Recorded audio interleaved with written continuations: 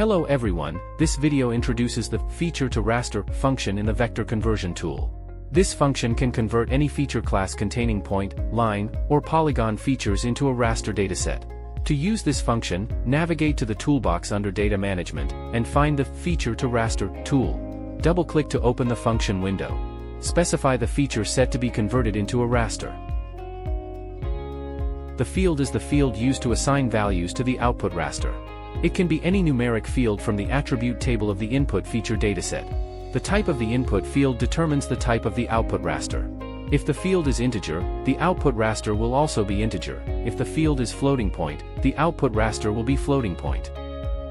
The output cell size represents the cell size of the output raster being created.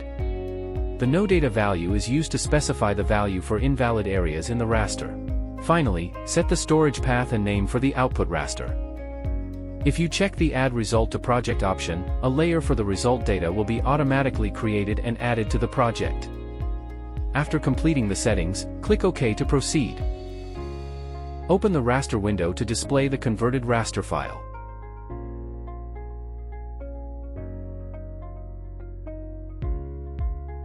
Use the Pick Point tool to view the attribute information.